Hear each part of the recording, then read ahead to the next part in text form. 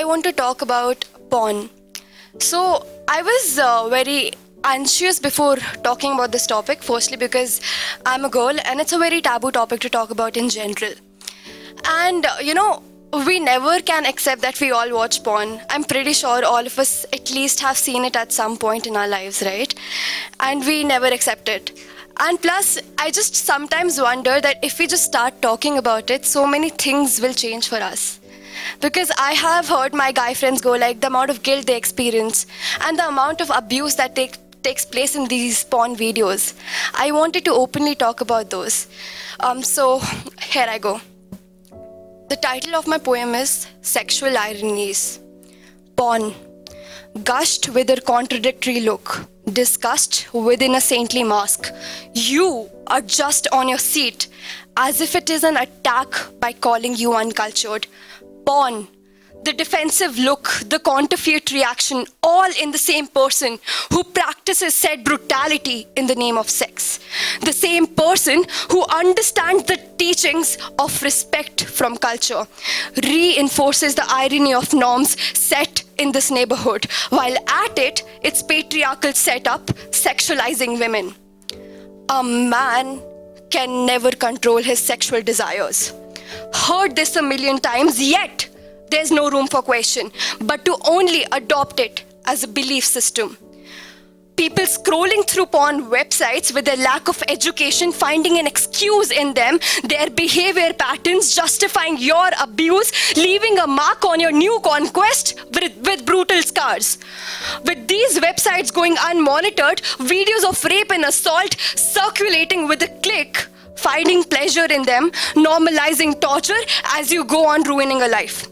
For a second, don't confuse this melancholy as a disregard for porn in its entirety, but question the kind of porn that you choose to adjust on your screen tonight. It not leaving a lasting impression is your disbelief. Ask the women in these abusive videos, her swollen bodies, her objectified curves as she gets tossed around like a child's toy. Her violated vulva, her broken joints, the way she trembles to stand on her feet. And dare you blame her. Her, who feels naked in a fully clothed outfit, worried of transparency, no privacy by the evil eyes who surround her publicly or behind the computer screens.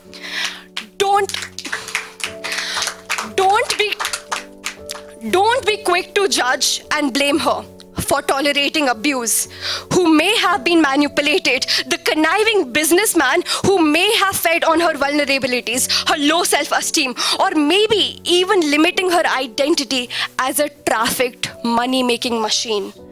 Profits from their bodies. Maybe once take a look on their stories. Even if they were sound judgments, you have no right to dehumanize.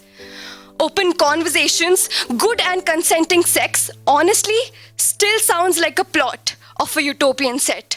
But still begin. Begin today with respect to these artists, but don't beat yourself. It's a directed setup. Real experiences may not look like this. No comparison, but communication.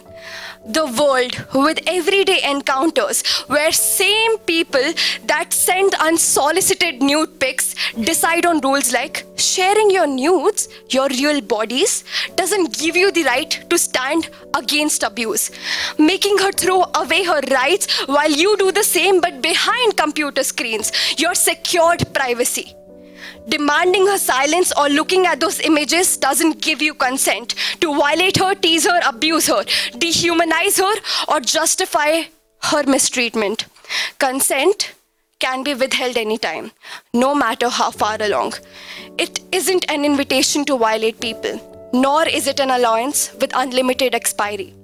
Maybe one day, while fighting these taboos, today or tomorrow, someday the beauty of sexual complexities, varying sexualities, individual intricacies, societal boundaries will give way to the beauty of their existence, the intimacy in the languages of standing with vulnerabilities. Thank you.